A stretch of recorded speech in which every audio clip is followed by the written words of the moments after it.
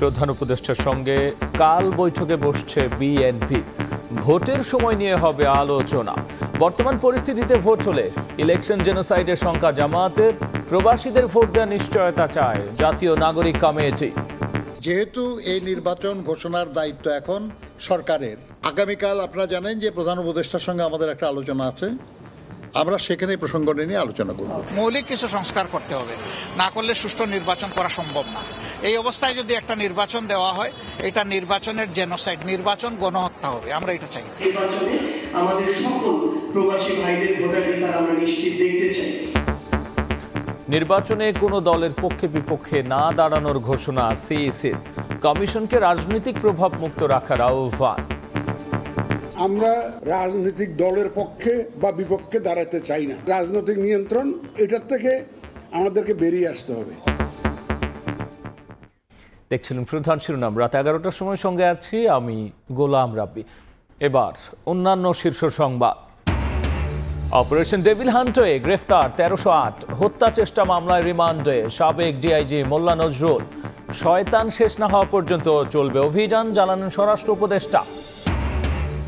Bank লুটপাটে জড়িতদের দ্রুত আইনের আওতায় আনার নির্দেশ প্রধান উপদেষ্টা। 12 অর্থ পাচারকারী চিহ্নিত, জানালেন প্রেস সচিব। বিদেশ থেকে টাকা ফেরাতে তৎপর সরকার।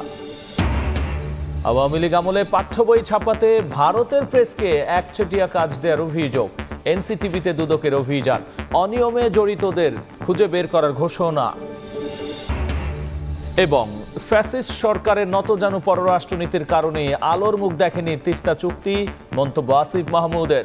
ভাঙন রোধে নেওয়া হচ্ছে ব্যবস্থা, জানালেন পরিবেশ উপদেষ্টা।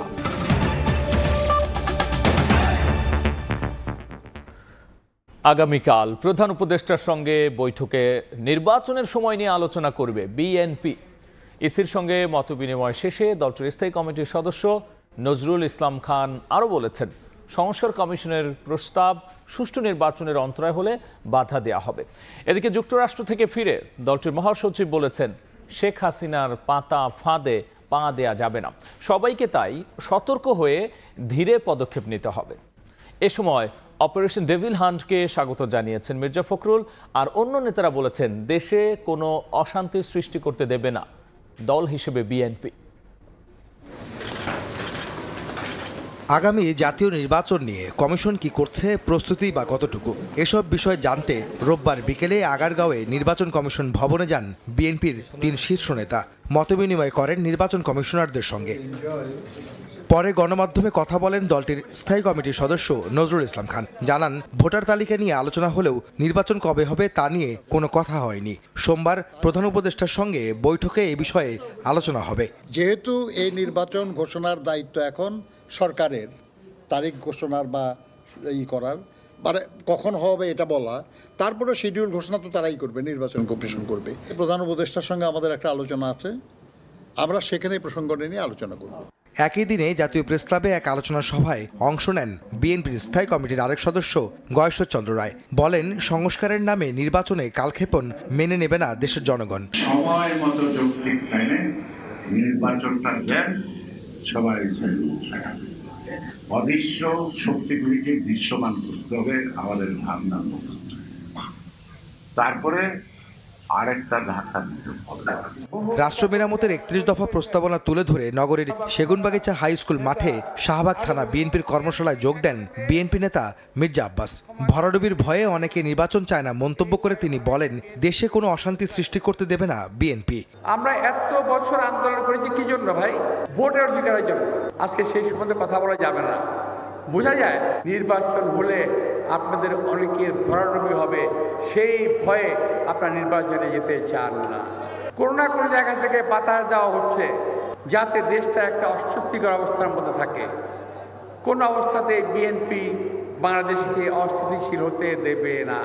যুক্তরাষ্ট্রের ন্যাশনাল প্রেয়ার ব্রেকফাস্ট অনুষ্ঠানে অংশগ্রহণ শেষে দেশে ফিরেছেন বিএনপি মহাসচিব মির্জা ফখরুল ইসলাম আলমগীর ও স্থায়ী কমিটির সদস্য আমির খসরু মাহমুদ চৌধুরী। এ সময় শেখ হাসিনার ফাঁদে পা না দিতে দেশবাসীকে আহ্বান জানান মির্জা ফখরুল। স্বাগত জানান অপারেশন ডেভিল হান্টকে। ডেভিল তো একমাত্র অপারেশন ডেভিল হান্ট তো আমরা ফ্যাসিস্ট সরকারকেই জানি। এতদিনও একটা বোধোদয় হয়েছে, সেই জন্য ধন্যবাদ জানাচ্ছি। হাসিনার পাতা ফাঁদে আমরা যেন পা না দিই।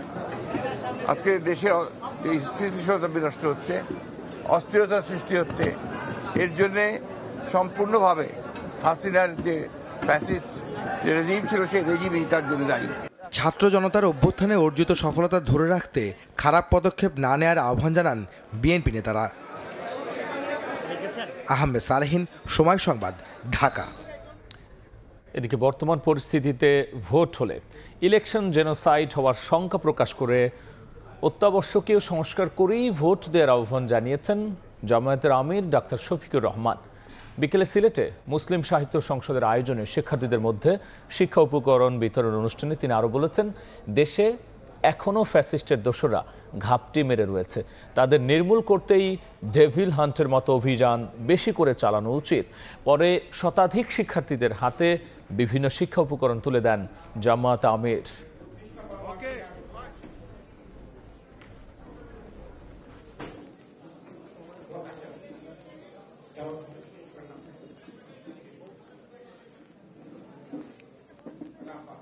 নির্বাচন তো আমরা সবাই চাই, পরিস্থিতি সৃষ্টি তো করতেই হবে। তবে এর আগে আমরা দুটো জিনিস চেয়েছি। একটা হচ্ছে কিছু বেসিক রিফর্ম বা সংস্কার, মৌলিক কিছু সংস্কার করতে হবে, না করলে সুষ্ঠু নির্বাচন করা সম্ভব না। এই অবস্থায় যদি একটা নির্বাচন দেওয়া হয়, এটা নির্বাচনের জেনোসাইড, নির্বাচন গণহত্যা হবে। আমরা এটা চাই না। আমরা চাই গণহত্যার পরে একটা সুষ্ঠু নির্বাচনের পরিবেশ সৃষ্টি করে তারপরে নির্বাচন দেওয়া। রিয়েলি ডেভিল তো আছেই সমাজে, সেই ডেভিল হান্ট যদি হয় 18 কোটি মানুষ সশস্ত্র বাহিনী সহ যারা যৌথ বাহিনীর এই অভিযান পরিচালনা করবেন তাদের জন্য দোয়া করবে এবং তাদের সাথে থাকবে। এদিকে আগামী নির্বাচনে প্রবাসীদের ভোটাধিকার নিশ্চিত দেখতে চায় জাতীয় নাগরিক কমিটি। বাংলা মোটরে সংগঠনের কার্যালয়ে সংবাদ সম্মেলনে কথা বলেছেন মুখ্য সংগঠক সার্জিস আলম।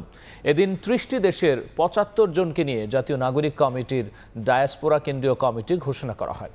এ সময় সার্জিস আলম বলেন, যখন দেশে বাংলা ব্লকেট কর্মসূচি পালন হচ্ছিল তখন প্রবাসী যোদ্ধারা রেমিটেন্স শাটডাউন কর্মসূচি পালন করেছেন, তাদের প্রতি তাই আজীবন কৃতজ্ঞ থাকবে দেশবাসী।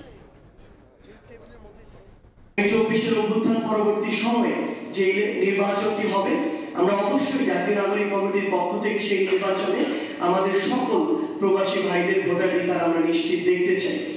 এবং আমরা আমাদের জায়গা থেকে অনেক প্রবাসী ভাই রয়েছেন যারা দীর্ঘ সময় দেশের বাইরে বিভিন্ন সময়ে কাজ করেছেন, দেশকে সাপোর্ট করেছেন, তাদের মধ্য থেকে আমরা অবশ্যই একাধিক মানুষকে চাই যারা সংসদে গিয়ে পলিসি মেকিং এ কাজ করবেন। কোনো দলের পক্ষে বিপক্ষে নয়, সবাইকে সঙ্গে নিয়ে নির্বাচন কমিশন নিরপেক্ষ থাকতে চায় বলে জানিয়েছেন সিসি এএমএম নাসির উদ্দিন। রাজনৈতিক নিয়ন্ত্রণের কারণে ইসির বদনাম হওয়ায় সাংবিধানিক প্রতিষ্ঠানগুলোকে রাজনৈতিক প্রভাবমুক্ত রাখার আহ্বানও তার। গ্রহণযোগ্যতা আর নিরপেক্ষতার ক্ষেত্রে প্রধান রাজনৈতিক দলগুলোর কাছে গত 15 বছরে বরাবরই প্রশ্নবিদ্ধ হয়েছে নির্বাচন কমিশন। রোববার আগারগাঁও নির্বাচন ভবনে আয়োজিত এক অনুষ্ঠানে প্রধান নির্বাচন কমিশনার বললেন, ইসির বিরুদ্ধে এমন অভিযোগ কমিশন প্রধান হিসেবে তার গায়ে লাগে। প্রশ্ন রাখেন, দেশে কি শুধু নির্বাচন কমিশনই নষ্ট হয়ে গেছে? ইলেকশন কমিশনকে যখন কেউ সমালোচনা করে, এখন আমার গায়ে তীরের মতো লাগে, because I own this organisation. রাজনৈতিক নিয়ন্ত্রণ অন দ্য ইলেকশন কমিশন, এটা আমার কাছে খুব বড় কারণ মনে হয়েছে অতীতে। এটার থেকে আমাদেরকে বেরিয়ে আসতে হবে। পরিবর্তিত পরিস্থিতিতে সিএসসি বললেন, বর্তমান কমিশন রাজনীতিতে জড়াবে না, তাদের যে দায়িত্ব সেভাবেই কাজ করবেন। আমরা ইলেকশন কমিশনে যারা আছি রাজনৈতিক দলের পক্ষে বা বিপক্ষে দাঁড়াতে চাই না, আমরা নিরপেক্ষ থাকতে চাই। নির্বাচন কমিশন বিটের সংগঠন আরএফইডি অ্যাওয়ার্ড অনুষ্ঠানে অংশ নিয়েছিলেন সিএসসি। বক্তব্যে সবার সহযোগিতা কামনা করে নাসির উদ্দিন বলেন, ইসির একার পক্ষে নির্বাচন অবাধ, সুষ্ঠু, নিরপেক্ষ করা সম্ভব নয়। আপনারা আমাদেরকে সাহায্য করবেন। কাউসারা চৌধুরী কুমু, সময় সংবাদ, ঢাকা। গুলশান থানার হত্যা চেষ্টা মামলায় সাবেক ডিআইজি মোল্লা নজরুল ইসলামের 5 দিনের রিমান্ড দিয়েছেন আদালত। দুপুরে ঢাকার সিএমএম আদালতে তাকে হাজির করে 7 দিনের রিমান্ড আবেদন করেন তদন্ত কর্মকর্তা। আবেদনপত্রে বলা হয়েছে, 22 জুলাই রাজধানীর প্রগতি সরণিতে আন্দোলনে পুলিশের গুলিতে আহত হন ভুক্তভোগী কলেজ ছাত্র ফাহিম হোসেন জুবায়ের।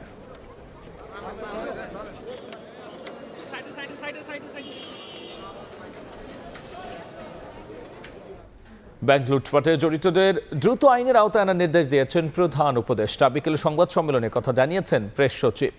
জানান, এরই মধ্যে অর্থ পাচারে জড়িত শেখ হাসিনার ঘনিষ্ঠ 12 জনকে চিহ্নিত করা হয়েছে। প্রেস সচিব আরও বলেছেন, আইন শৃঙ্খলা পরিস্থিতি পর্যবেক্ষণে সব বাহিনীর সমন্বয়ে সেন্ট্রাল কমান্ড সেন্টার চালু হয়েছে। রাজধানীর ফরেন সার্ভিস একাডেমিতে প্রধান উপদেষ্টার প্রেস উইংয়ের সংবাদ সম্মেলন। এতে উঠে আসে আইন শৃঙ্খলা পরিস্থিতি, অর্থনীতি, অন্তর্বর্তী সরকারের কার্যক্রম ও সমসাময়িক নানা প্রসঙ্গ। প্রেস সচিব জানান, আইন শৃঙ্খলা পরিস্থিতি পর্যবেক্ষণ করতে দ্রুত ব্যবস্থা নিতে উদ্যোগ নিয়েছে সরকার। এরই মধ্যে সব বাহিনীর সমন্বয়ে কেন্দ্রীয় কমান্ড সেন্টারের কার্যক্রম শুরু হয়েছে, যা দ্রুত আইন শৃঙ্খলা পরিস্থিতির উন্নতি ঘটাবে বলে আশা তার। আশা করছি যে এর ফলে বাংলাদেশে আইন শৃঙ্খলা পরিস্থিতি আরও উন্নত হবে এবং খুব কুইক রেসপন্স করা যাবে। পুরো জায়গায় যদি দেখা যায় যে কোনো আইন শৃঙ্খলা পরিস্থিতির অবনতি হওয়ার একটা আশঙ্কা হচ্ছে, সেখানে এই কুইক রেসপন্স করবেন তারা। অর্থ পাচারে জড়িত শেখ হাসিনার ঘনিষ্ঠ 12 জনকে চিহ্নিত করার কথা জানিয়ে প্রেস সচিব জানান, ব্যাংক লুটকারীদের দ্রুত আইনের আওতায় আনার নির্দেশ দিয়েছেন প্রধান উপদেষ্টা। প্রফেসর ইউনূস বলেছেন, যারা যারা এই যে ব্যাংক ডাকাতির সাথে জড়িত, যাদের বিরুদ্ধে সুনির্দিষ্ট অভিযোগ আছে, তাদেরকে খুব দ্রুত আইনের আওতায় আনার কথা বলেছেন। 12টি যারা অলিগার্ক বা বড় যারা এই ব্যাংকিং সিস্টেমের থেকে লুটপাটের সাথে যারা জড়িত বা বিদেশে টাকা নিয়ে গেছেন, এদেরকে আইডেন্টিফাই করা হয়েছে। এরা কিভাবে টাকা নিয়েছেন সেটার ট্রেলটা আমরা দেখছি। এটার একটা ইস্টাবলিশ একটা সিস্টেম আছে কিভাবে টাকাটা আনা যায়। গত 6 মাসে প্রবাসী আয় ও অর্থনৈতিক প্রবৃদ্ধি বেড়েছে জানিয়ে সংবাদ সম্মেলনে বলা হয়, রমজানে খাদ্য ঘাটতির কোনো শঙ্কা নেই। ইকোনমি ঘুরে দাঁড়িয়েছে। নাজমুস সালেহী, সময় সংবাদ, ঢাকা।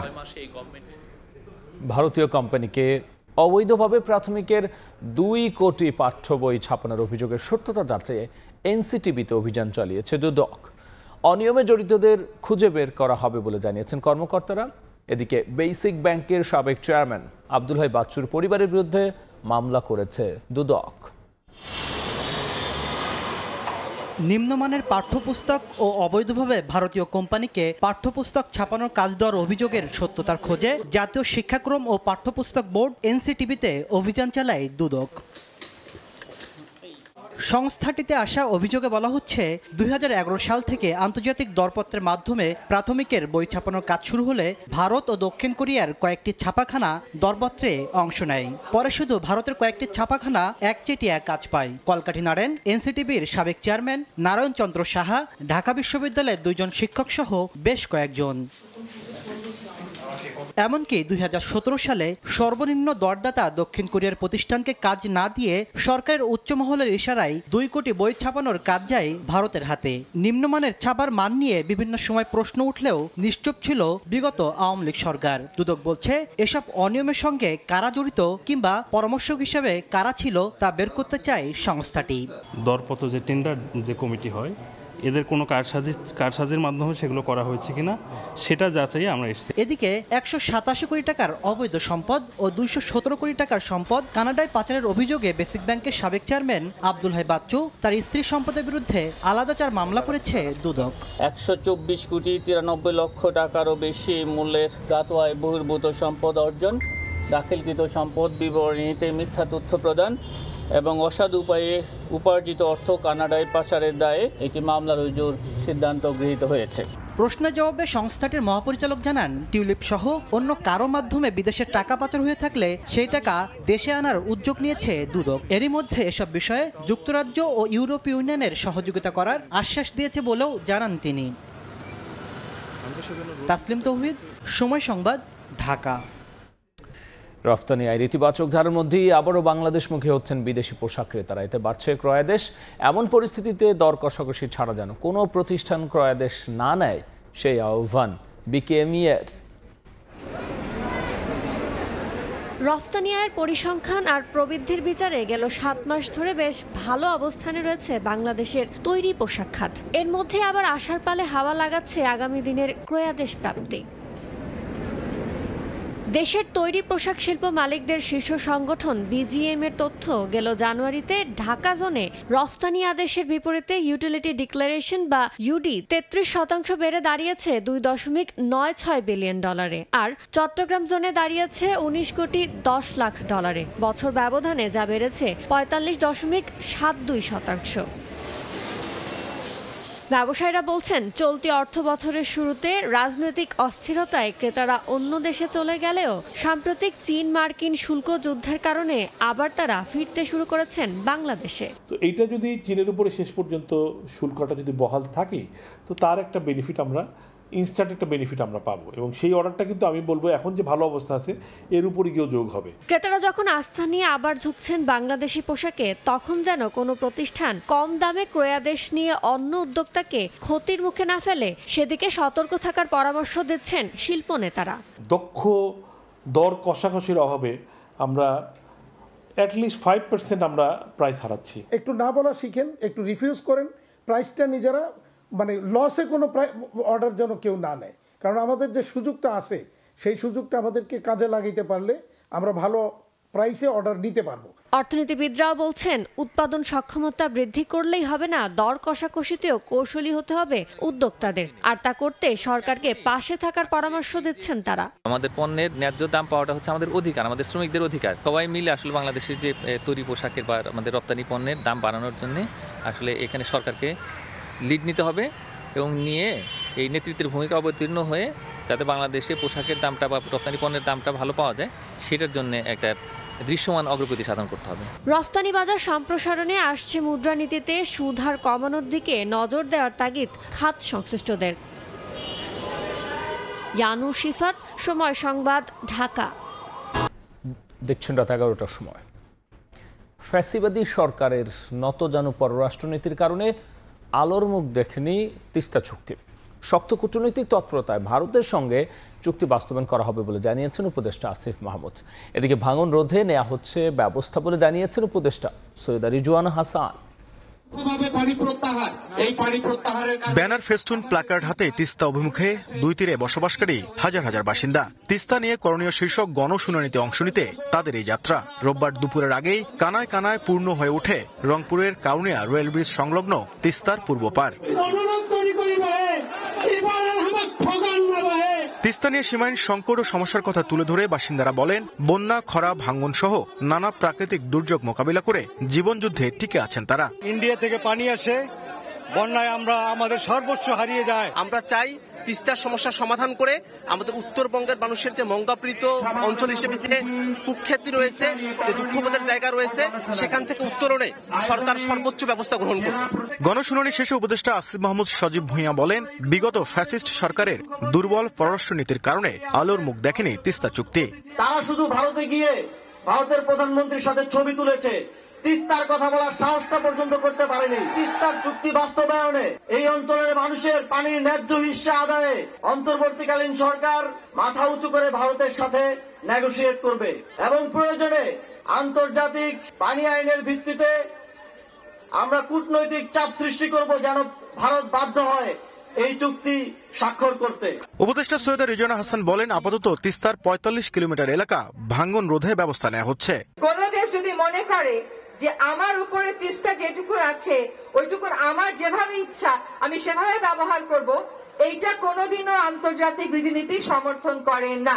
একদিকে হচ্ছে আমরা চুক্তি, আরেকদিকে হচ্ছে আমাদেরকে জানি সময় মতন জানানো হয়। এইটা আমাদের না বলতে পারার তো কোনো কারণ নাই। তাহলে আর আমাদের কেমন ভালো বন্ধু, কেমন ভালো প্রতিবেশী। 2014 সালের পর থেকে ভারত একতরফা পানি প্রত্যাহার ও বর্ষা মৌসুমে পানি ছেড়ে মহা দুর্যোগ তৈরি করলে নদী পারের বাসিন্দারা আন্দোলন গড়ে তোলেন তিস্তা মহাপরিকল্পনা বাস্তবায়নের। নাজমুল ইসলাম নিশাত, সময় সংবাদ, রংপুর।